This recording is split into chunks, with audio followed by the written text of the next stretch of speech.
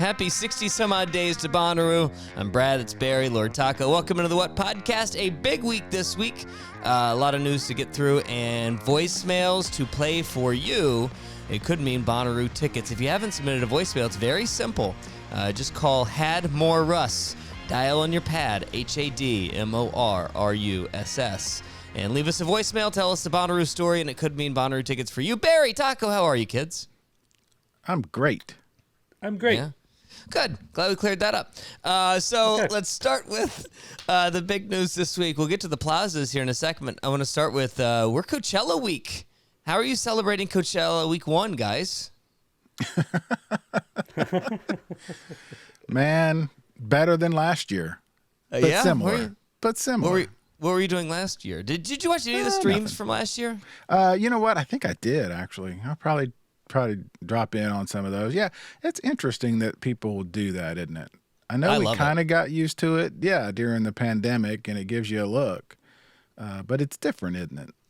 It does feel like the first, it's our opening salvo. It's like the opening ceremonies to festival season, and it gets us a little bit into it. The problem is like the lineup for Coachella, I'm just not a big fan of. So when I see the live stream schedule, I don't know if it's out yet or not as of this recording, but man, I love the Coachella live stream. They do a great job with it.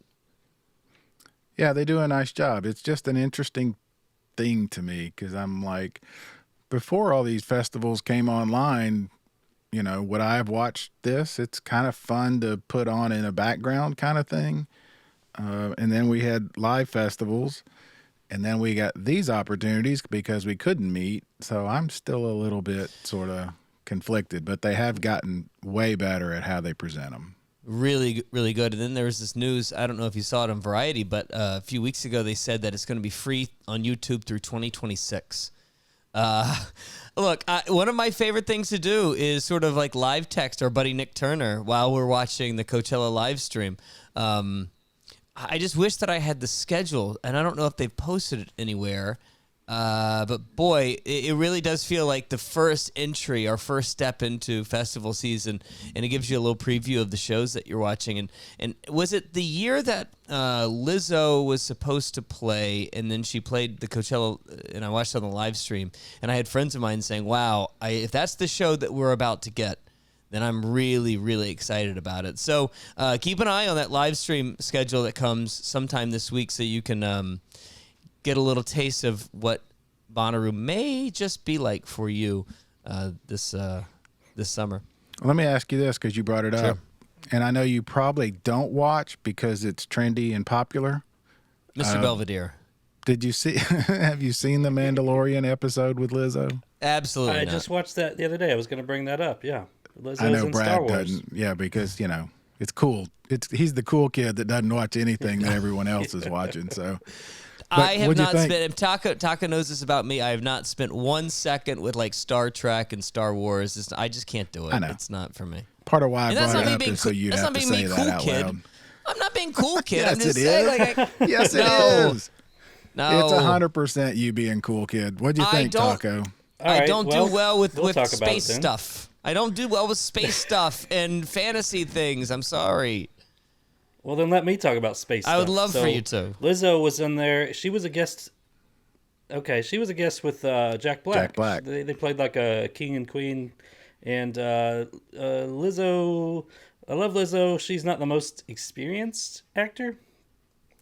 She was kind of like, looked like she was reading her lines, kind of off screen. I love Mandalorian. I thought it was a little, it's a cartoony show, 100%, but I thought it was a little too cartoony. But I did want to ask about it because, and then they shoved Christopher Lloyd in there out of nowhere. You're like, okay. In one episode, they've got Lizzo, Christopher Lloyd, and Jack Black all guest starring. Yeah. These minor bit roles. What is Jack Black doing on this show? He was playing. He was the admiral. He was like king or admiral. King. I think he was a king of a planet, and he and Lizzo were in love, so they were the king and queen. Well, that's how you know it's realistic.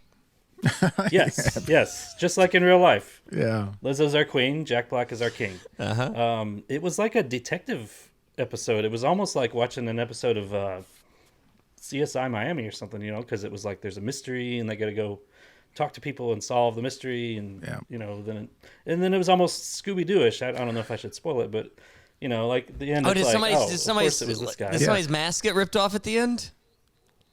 Yeah, if it weren't for these dreadful kids. Yeah. If it weren't for these awful kids, we would have. Interesting. I had no It's idea. very interesting. That's why I brought it It was a up. fun little episode. Yeah. Yeah, it was a big surprise. You're right. Christopher Lloyd, I forgot about that. Yeah. Yep. Christopher Lloyd, was he any sort of like? By the way, I'm excited about talk about Christopher Lloyd because it allows me to talk about Back to the Future ever.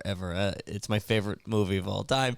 But they're about to do a Back to the Future play on Broadway here, and every now and then I keep getting pictures of random Christopher Lloyd sightings in the city, and every time it's just like crazy old man walks down street. It looks like the weirdest like in the wild Christopher Lloyd moment that you can find. God, I love him. Yeah. See, that's so funny. That's a zeitgeist thing. I've heard a lot of people your age that love Back to the Future. I liked it. It's not that movie for me. So, but that's an age thing. It's good. Yeah, I love it. And honestly, the story of how it was made is just as fascinating as the movie, really. Yeah. When you realize that it was like they did half the movie without what's his name, and they did a whole nother movie without him, and then they had to start it all over again when they fired the first actor. Yeah. Eric Stoltz was Eric the Stoltz, first Marty, that's right. and Yeah. they shot like 60 to 80% of it with Eric Stoltz, and then they said, this isn't working. And then watching some of those clips back, you're like, you're right. This doesn't work. This sucks. Yeah. Yeah. Mm-hmm. Interesting. No, so call. That would the Mandalorian thing would have gone right past me, but I'm glad we covered it in such fine fashion here on the What Podcast. Really glad we dug deep. That's where people come to talk Lizzo and Star Wars franchises. Yeah. Tune in next week. We'll talk about Battlestar Galactica. Boba Fett. Yeah. So Bonnaroo's big announcement this week was they came out with the plazas, the Outeroo schedule, and you've got a lot of DJ Mel, and then it starts on Thursday with what I originally read as propagation with cheese, but it's actually propagation with salice. I'm sorry, salice, not cheese. Zed's Dead, it does though. Look like cheese. It does look like cheese, but Zed's Dead is the big Thursday night news, and then you get into Friday, and I'm not really familiar with anybody other than JP Sachs, which odd pick for a plaza, considering he's sort of like more of a, I don't know. I just don't think that's going to be very hype, as the Ruhams would call it. I don't really know like how JP Sachs is going to fit on a Friday plaza. But then Saturday is the big one. Paris Jackson, the Beths, and the Moss. I love the Moss. And then our old friend Devin Gaffilian. Devin's on there. Doing something. And then to me, the real eye-opener is the Bob Moses club set. Bob Moses does a ton of club sets here in New York. In fact, they're doing like there's like this huge Bob Moses party that is some sort of like underground warehouse party every single year when like spring hits here in New York. Which, boy, I would do anything to get that Bob Moses club set. That to me is the eye opener. Well, let me go back. Okay. On Thursday, the Pride Parade with Big Freedia. Oh yeah, I totally forgot about the Big Freedia thing. Yeah. Well, in the Pride Parade, I mean, we don't do a whole lot of politics, but my beloved state, and I say that with a, whatever, because we have been in the news for all the wrong reasons here lately. But this is a reaction to what's been happening here in Tennessee. So Big Freedia is going to lead a Pride Parade, which I'm thrilled to see. That'll be a lot of fun. First of all, I'm thrilled to see a parade come back because I always felt like that was such a huge part of the early Bonnaroos. And this one with a mission. And then just to say it while I'm talking, the Beths. Our buddy Parker's got to be thrilled. The Beths are on the Saturday lineup, but yeah. I think he's hype, yeah. Yeah, he's immaculate. Immaculate hype. Well, I think that the fun thing about the Pride Parade with Big Freedia is that, there's the political stuff that swirls around it, but boy, there's not a more fun bounce party than you're going to find on the planet than with this Big Freedia. I want Barry to bounce. Bounce. What a great way to really kick off the week. This is... Yeah. Man, Big Freedia came to Chattanooga too, right? Yep. I think I saw her with Hillary. You did? Yeah, you did. Yeah, you're gonna throw your back out, Barry. You're gonna throw your back out. This is our, what is it? We said last week even, don't go hard first day, and that's gonna be there's trouble already. Well, I know Which that means. Yeah. Well, what am I gonna do? I will say, can I go back to the politics part of this for a second? Yeah, sure. I know it's not Manchester, but Justin Jones, who just got kicked out of the expelled from the Tennessee State House by the Republican supermajority. Isn't he from Nashville? Isn't he the representative from Nashville? I wonder if you get a Justin Jones pop into Bonnaroo. Oh, I imagine there's going to be a lot of photo ops, which is unfortunate because Bonnaroo has done such a great job of not sort of getting there, but then they do, not politically. It's not been photo op type things, which is part of why I think they step into politics when they need to at the right times. I do, but it's not been the photo op thing. Maybe I'm wrong. No, you're I right. never felt it. Right. But this feels like it's sure going to be. But that's all right. Something needs to be done. As it should, by the way. 100%. 100%. So I'm glad you mentioned that because I did kind of just go right past that and missed the Big Freedia conversation, which means Big Freedia is going to be there multiple days. And if Big Freedia's there multiple days, I would love for her to pop up into random shows throughout the weekend. I don't know, like during Kendrick Lamar, or if Fleet Foxes has a moment where Big Freedia needs to come up and start doing some twerking. I'm in. I want all of that. I hadn't thought about it this way until we're just now talking, but there may be a whole lot of these sort of photo op things because of what's been happening. So I'm not sure how I feel about that yet. Something needs to be said and done. 100% agree. It's just Bonnaroo has always managed to, except for, some occasions, the Bruce Springsteen, if you remember, I was just talking about this the other day when he was there, was prior to the Obama's first election. And his whole set was about the working man. So it was very political, but that's him. And, wait Pearl a second. Jam has done all Pearl Jam. Eddie Vedder always, has something to say. So I think no, but okay. I see what you're trying to say, but Bonnaroo's never had a problem doing politics, and they've chosen the right moments to step in and make their brand's values a part of the overall political conversation. I don't think they've been afraid of that. And I think they've chosen the right times to do it. Okay, fair enough. Yeah, you're probably right. I don't know. This one, I don't know. Like I said, I haven't probably thought it all the way through. And frankly, I think that they should be over the top about at least the pride part of it, because what they're trying to do in Tennessee and remove just basic drag shows and is so right. batshit crazy nonsense. But I'm trying to figure out like where Justin Jones's district is, because I was thinking it was the Jackson, but it may be I may be wrong. I don't know how far out. I mean, it's definitely Jackson's Nashville. between Nashville and Memphis. Oh, really? But no, it's definitely Nashville.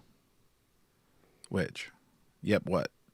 No, he's definitely from Nashville. Anyway, the point that I'm making is that I wonder if we're going to get some of the state reps that got expelled. You're from right. You're right, State and House I'm wrong. I mean, even last year we had our mayor was there to give Isaiah Rashad the key to the city. You're right. I guess I'm just maybe thinking it hasn't felt like it's come from Bonnaroo. It's come from the artist. But you're right. They have. They certainly haven't shied away. Well, when it fits into the brand values of inclusion, when it fits the brand, right? Sure, and I think this does, and I'm glad they're doing the parade. That's what I said. So, no, I agree. Let's see what else is on this Outeroo Plaza schedule, which I feel like is very vast, very thick. Very well done. I'm quite impressed. Yeah. As we've said in the last couple of years, they've really put a lot of effort into these, and it's become the kind of thing where you could really just kind of stay near your own campsite and have a great time. So, well, there's one thing I do want to sort of flashlight on for a second, and I need Taco to, pull up the dictionary for us. What is Twink Trash? I saw that just now. Can we say it on the podcast? Okay. So you want me to poison my own Google history rather than you? Yes, I need you. Right, I'm on a work computer, my friend. I'm on a work computer. I like it. I saw that same thing. And by the way, that is an experience. That is an experience, mind you, not an artist. I don't know, but if you called me that, I think my feelings would be hurt. Is that before or after you see Grundlehead? I know. I love it. Or the bottom knocks. It's funny. I don't know what that means. Twink Trash is an opera singing drag artist with a stutter. It's even better. That's awesome. Okay. All right. I love it. Yeah, Odd with a stutter. Very interesting with the stutter. That's what it says. Huh. Opera One singing, I love it. That's great. So the one thing I did notice about this Outeroo thing, we've talked about it in the past that we are no longer burdened with the Nashville country experience that was the Grand Ole Opry show, which I know some people still yearn for and have a soft spot in their heart for, but we all agree that the time had run out on the Opry show, right? So to make up for that is the Hogslop string band. The Hogslop string band, I'm very, very excited about. Anything with Hogslop in it, yep, gotta love. I know. I feel like that's. I admit I didn't even see till just now. Sonalee Rashatwar, the fat sex therapist. Oh, come on! Make her reservation. Oh man, stealing my bit. Fat sex therapist. No, I think it's so fun. It's so diverse and so interesting, and I actually really find this to be quite impressive. Do you think that this is I do. I think this is a big step forward for them from last year. Yeah, this is the kind of thing. Oh, yeah. This is the kind of thing, right? When you leave and you're riding home, however long a ride you have, you think, man, I can't believe I got to see that. Or Propagation with Cheese. I went to see, Foo Fighters, and I never expected all of the stuff that happened in the plazas. So that's that value added. I mean, that's such a marketing kind of thing, but those are the kind of things that when you leave, this is why you had such a great time, right? The extras. Yeah. Mm-hmm. And the other thing too is, has everybody done, and this is a conversation for another day, but have you done a Google search on each one of these arts and experiences and artists that are on the Outeroo lineup, just in case there is a name that is covering up the fact that Dave Grohl might be popping into one of these things? So, like, is Igrock? Is that a real thing, or is that possibly a name that's just covering up the fact that that's really Dave Grohl? Yeah, somebody will find it. Yeah. No, I have not, for sure. That's the homework. Do a Google search on each one of these arts and experiences so that we can... We'll look for clues. Please do. All right, then the other thing, we got the plazas, and the other thing we wanted to get to before we get to our high five this week is some of your voicemails that you've been leaving on Had More Russ. What's the actual number there, Russ? 423-667-7877. 423-667. 7877. 7877, which spells out Had, M-O-R, Russ. Leave us a voicemail. It could mean Bonnaroo tickets for you, GA and KP passes. So you want to play some voicemails so far that we've gotten there, BC? Yeah, let's play a voicemail, but in the spirit of communication, we're not doing a high five this week. We have enough, so... I thought we were doing a high five. I know you did, but Russ and I talked yesterday. We're not. We don't. We'll save it for another show. We got guys. We got plenty. I really need to start coming to rehearsal. Yeah, you got to make the meetings. Yeah. If only there was like a thing on the internet where we could post these kind of communications and we could all see them. But anyway, whatever. Let's listen to one of these. We ask people to call in that number and leave us either your favorite Bonnaroo moment or tell us why you would like to go for the first time. And so we pulled out about 3, I think, 3 of the voicemails. And we're going to listen to the one now. And naturally, again, in the spirit of communication, 2 of the 3 that I picked don't have names attached. So we'll just have to hear. Of course. Thank God, actually. It's the best case scenario for you. I know. Well, yeah, I can't get it wrong, right? Yeah. All right, but here we go. Favorite/most memorable Bonnaroo moment. It would have to be Bonnaroo 2014, my first Bonnaroo. A lot of memories attached to that one especially. But during Elton John's set, he was playing Rocket Man, and somebody in the crowd let loose a Disney, Toy Story, Buzz Lightyear balloon. And it seemed like no matter where you were in the crowd at the What Stage, everybody just saw it. I don't know if that's like a Mandela effect, and some people are just remembering a memory that wasn't theirs. But I was there, and I saw it with my own eyes, not under the influence of any substances. And it was just very, very magical. Everybody together at the What Stage singing, but seeing Buzz Lightyear fly over the crowd, as Elton John said, "I'm a rocket man," was amazing. Very good memory. That is fantastic because the lineup that year was ridiculed at the time for things like Lionel Richie and Elton John, and the fact that, you know, some of the best memories that we have of that festival was the Lionel Richie show and his with Elton John. Just goes to show you really don't know where the moments are going to happen. That's why you just got to be there. Yeah, 100%. And it also reminded me of the year and Year Better at Remembering Years when the parachuters jumped out of the airplane. Right? Oh, that's right. And, I totally forgot about that. Yeah, that was one of those moments I remember. I think I was standing next to our buddy Mike Dewar, and I was like, yeah, this is kind of another one of those reminders that this festival is kind of different. It's kind of cool because I sure didn't see that coming. I don't remember what year that was, but 2014, I'll never forget because the thing that was circled for me with big red marker was Bobby Womack. And as a child as a dude who grew up on 60s soul, and still to this day, that is the thing that I turn to more often than not every day of my life. Bobby Womack is one of my favorite artists on the planet, and I knew it was going to be the only time I would ever get a chance to really see Bobby Womack. And it was just like Solomon Burke the year before. It was really one of the more magical shows I've ever seen. And then turns out he would die 2 weeks later.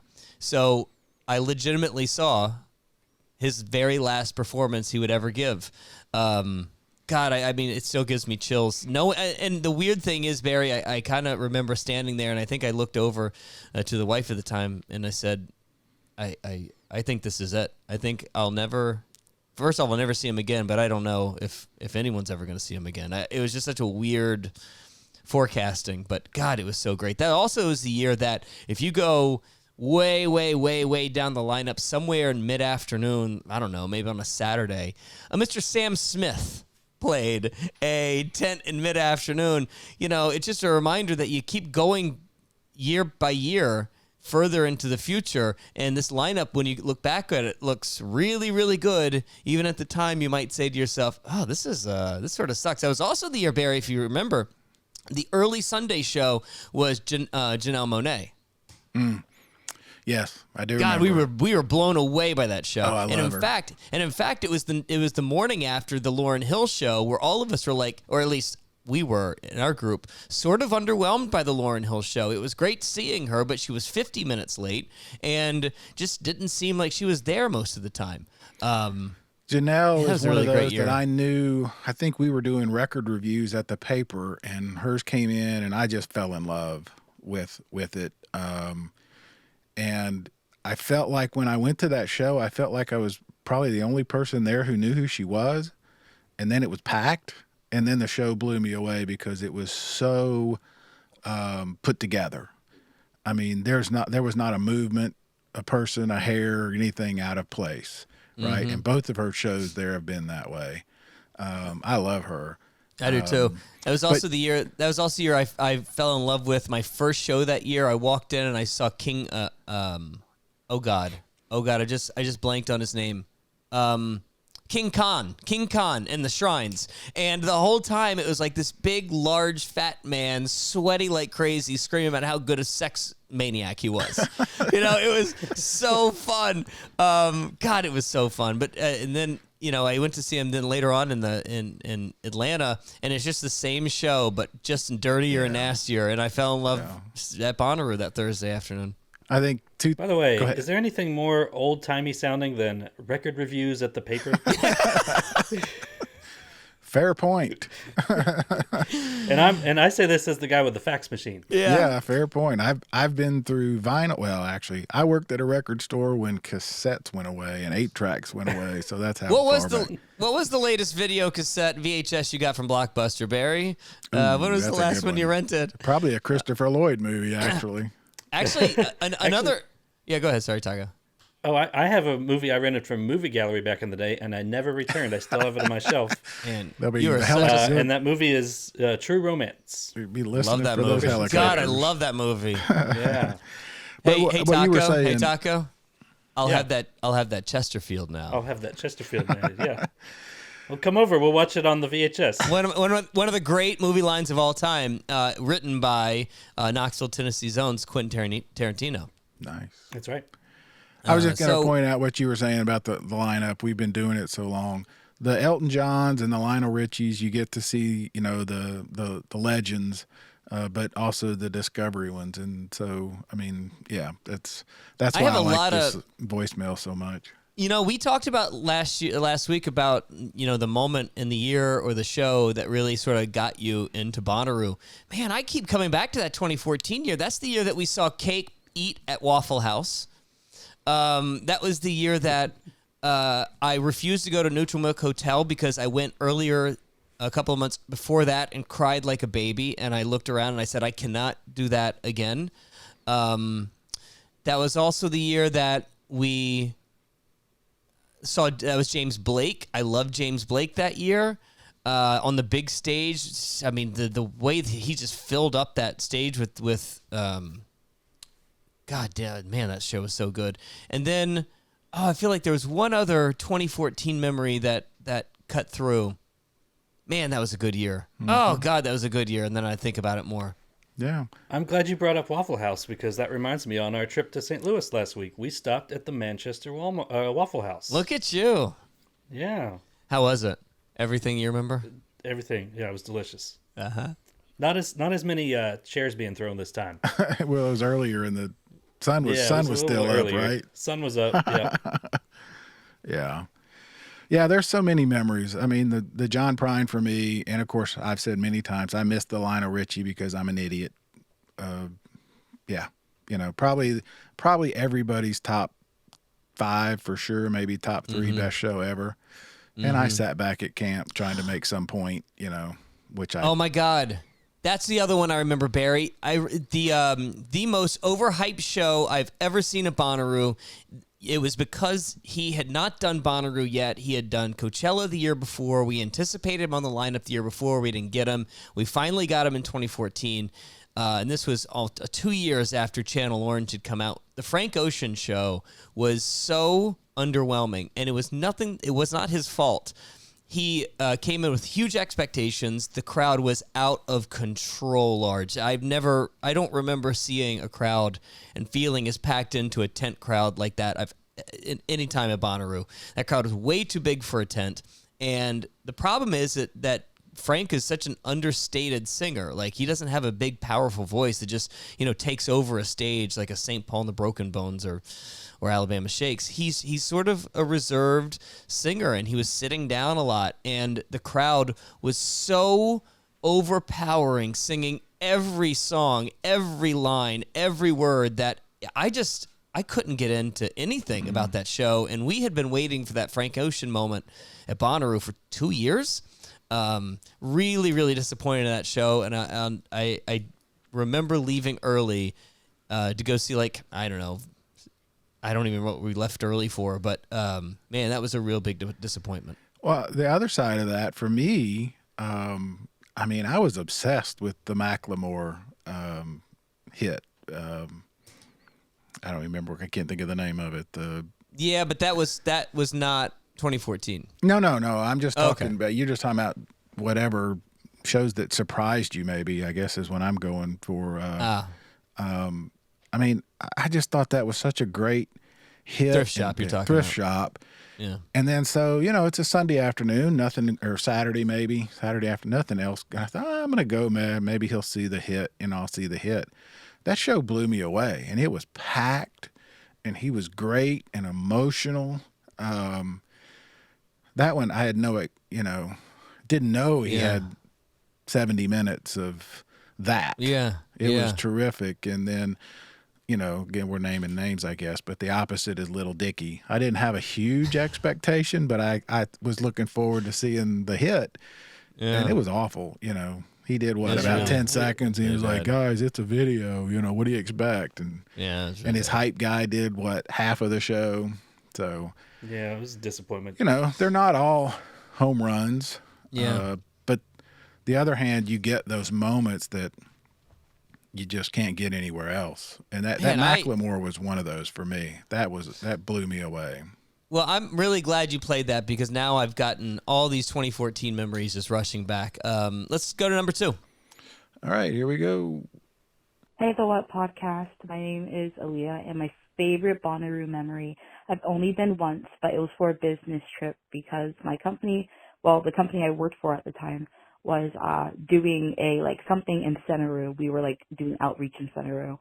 And my favorite memory is when I went to go see Peach Pit, and there was some guy behind me that just dropped, and come to find out he was severely dehydrated. So I had water, and I had an extra water bottle in my pack, and I was like, here you go. So he was drinking water, and then he was fine, and then another 5 to 10 minutes passes, and he drops again. And so I had a bunch of electrolyte packets in my pack, and the EMT comes up to me, and he's like, holy shit, dude, you got everything in there. So he starts acting, he's like, do you have gauze? And then I pull out gauze, and he's like, oh my God, dude, you're prepared. And I'm like, well, yeah, I always like to, make sure that I can watch out for others around me. And so I thought that was pretty cool that he just was randomly just oh, so you got gauze in there? And I just pulled out gauze. But that was one memory. And then my other favorite memory is when I was walking around camp one night, and I ran into Haley Williams from Paramore, and this was in 2019. And she was like, hi, and I'm like, hi. And so I was like, I'm sorry, I didn't mean to stare. It's just, I said, 1, I don't have my glasses, and 2, I was pretty sure that was you, but I didn't want to be like, oh my God, hi, and freak out. She's like, no, you're fine, it's okay. So I was telling her about the nonprofit that I worked for at the time, how we were at Centeroo. And she was like, I asked her, I was like, hey, we have a seminar thing coming up later tomorrow if you want to come and stop by. And she's like, yeah, I'll have to check it out. And so after I ran into her, took a picture with her and everything, and then I went back to my group, and I was like, you won't believe who I just met. So we started talking about it, and then my everybody in my camp, it was 10 of us. I was like, I just met Haley Williams, and they all started screaming. I'm like, guys, stop. I was like, I don't want to draw attention to us. So I was like, by the way, she may or may not be coming to our seminar thing tomorrow. And our founder, her face went pale, and she's like, oh my God, that means I gotta leave camp because I gotta go to the nearest craft store and get a bunch of stuff to make our organization look nice. Because it was our first year, and we really didn't know what we were doing. So we were like, oh, okay, we just put up one banner and that's it. And we had a handmade banner. It was awful, but it was so funny to us looking back on it now. And so she ended up coming to our seminar for half a second because she Oh, we lost her. But yeah, I mean, at least she showed up. Yeah. I mean, that's the headline for me. She showed up. She did what she said. I like that because both Peach Pit and Paramore are coming back for 2023. Very nice little symmetry there. I love both stories. You never know what you're gonna see. I like, her story is it's not as funny as your Billy Joel story, but it's still a great story that she gets to tell. But I also love the first story where, and we've said this so many times, you never know who you're going to meet and what you're going to need and what your neighbor's going to have or what you can have. I've told the story many times. One of my first years when I came back to camp and the guy in the truck next to me had like a camper cover and he was trying to reach something way in the back of his truck. And he's like, man, if I only had like a stick with a hook on it. And I pulled out a bamboo stick with a hook on the end. I said, like this? And he was like, oh my God, his stick. It was a big, long, huge, big, long stick. Huge stick. Got it. But it had a weird hook on it. With some sort of weird hook on it, yes. But he was like, oh my God, that's perfect. And I was like, yeah, I have a truck, so I understand. But I love that part of it. Come prepared. You never know. And be prepared to help your neighbor. Look, never thought to bring gauze. I know, right? No, but I think that's exactly right, Barry. She showed up for a business trip in 2019, not ever coming to Bonnaroo, and still lived the Bonnaroo code. Exactly. That's impressive. Mm-hmm. Exactly. It's just something about, like, even when you don't know how the code works, when you get there, it just sort of like takes you over no matter what. Yeah. I love that. Very, very nice call. Thank you so much. Contestant number 2 that we don't know your name, and finally number 3. Very cool. That was Aaliyah. Got it. Okay, sorry. All right. That was Aaliyah. This one I don't know. I think he tells us his name. Baby girl. Okay, number 3. One of my favorite stories actually takes place in line for Bonnaroo in 2019. I know this seems crazy, but hear me out. I'm not sure how familiar you are with the Bushy Branch Road entrance, but essentially it's one long road through a neighborhood that drives straight into Bonnaroo. Before the newly implemented daily entry system, the gates wouldn't open until 3 p.m. on Wednesday at the earliest. They would not allow you to even start forming a line before then either.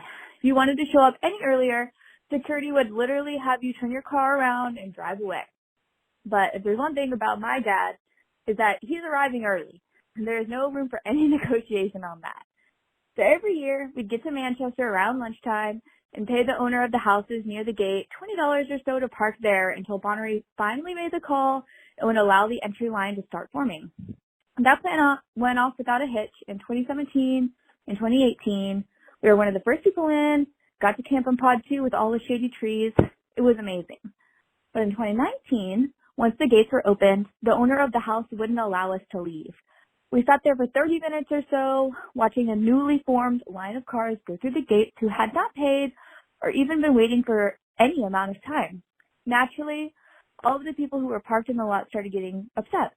They began yelling and beeping their horns because the local homeowners who had profited off of all of us just decided to put us farther back in the line for no apparent reason. Mind you, there were about 25 or so cars parked in the man's yard, so he definitely made at least $500 off of us for doing nothing.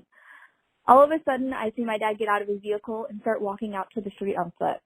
I assume he's looking for an official Bonnaroo person to speak to, but instead what he's doing is walking slightly out of sight, putting on a black hat and a neon yellow high visibility vest that I didn't even know he owned, let alone decided it was important enough to pack for a 14-hour trip to Bonnaroo.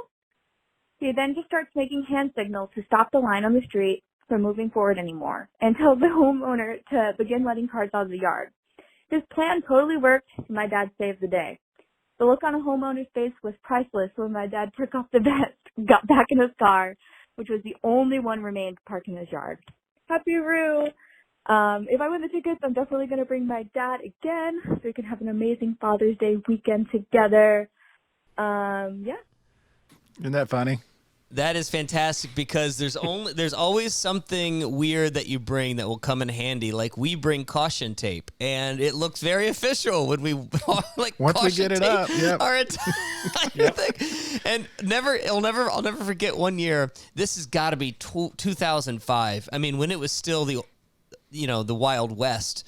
I had a record guy. He tells me the story about how he would have a golf cart ordered and delivered to him at the front gate of Bonnaroo.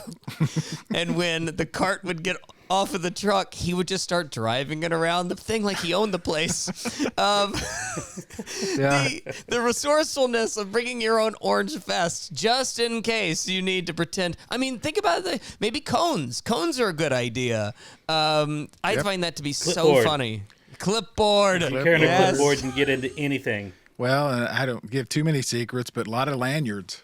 Oh, Brad, you did that for a number of years. You 5 or 6, 7 lanyards. Look really good. Years. Yeah, I took all of my lanyards that I got over the years and I wore them all at once. And oh my God, does that play a Jedi mind trick on somebody thinking that you're very important? Yeah. Don't stop look at all that this. Don't. Yeah. He's got it. Yeah. And then if you're on your phone while you're walking past people, that helps even more.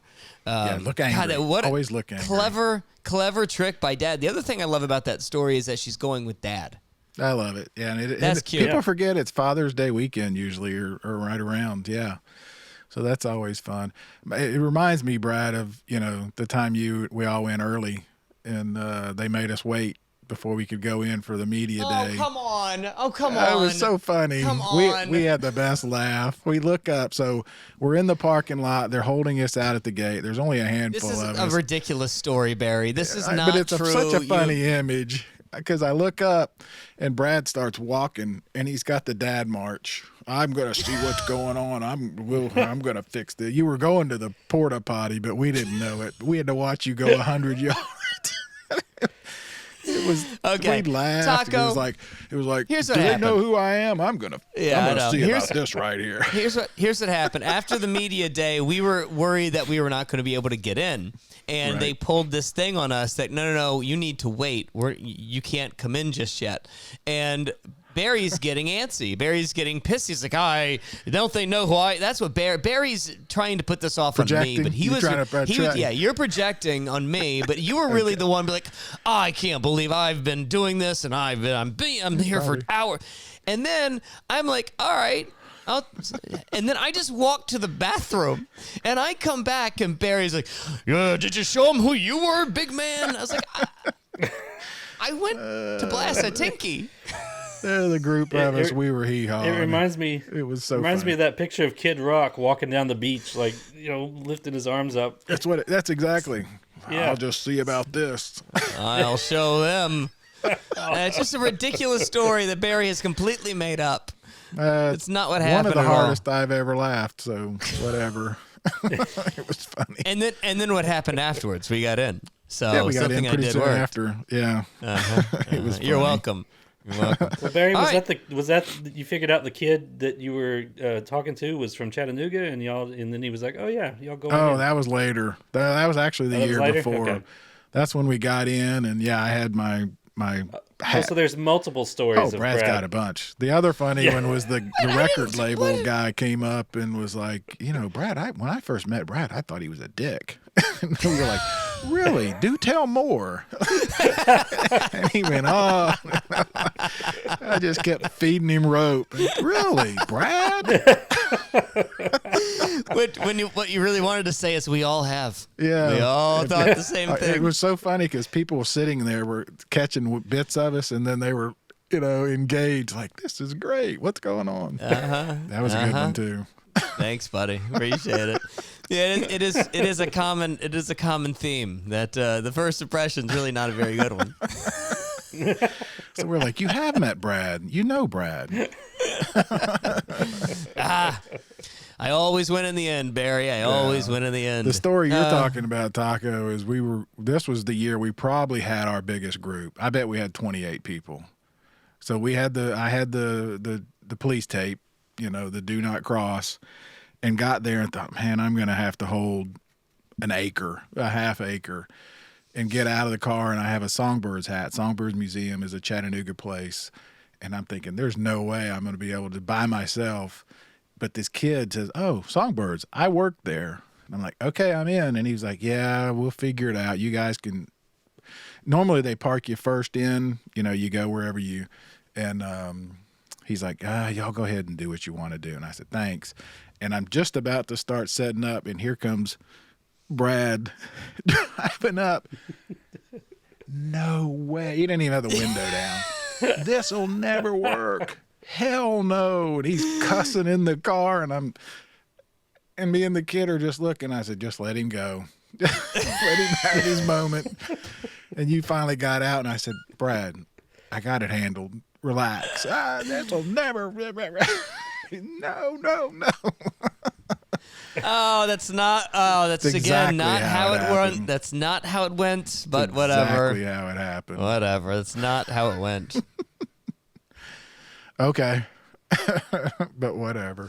Uh-huh. Okay. The reason I was angry about that because you were talking to somebody who was letting us do whatever we wanted to, but then there was another person right next to them telling me what to do in the complete opposite direction.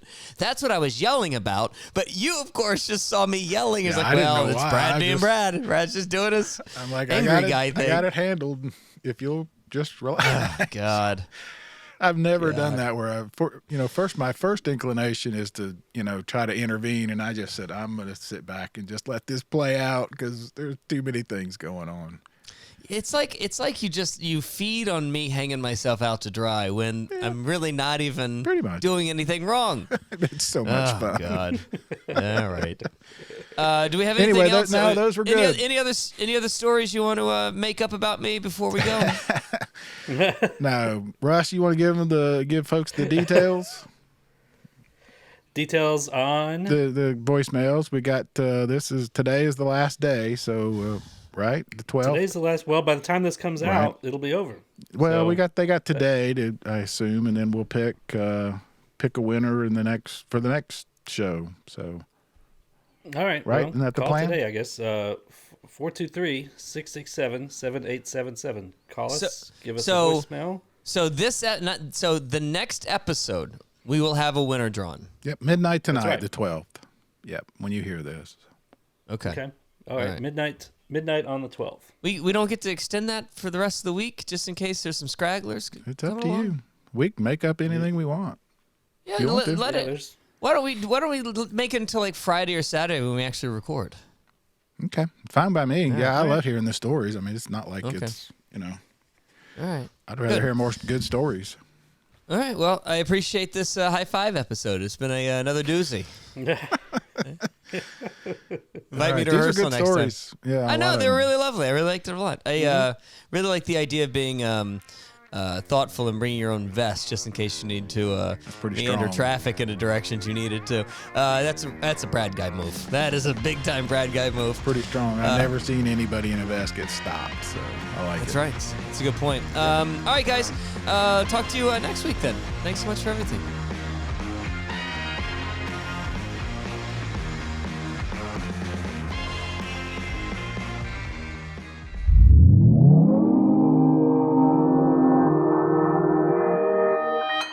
Consequence Podcast Network.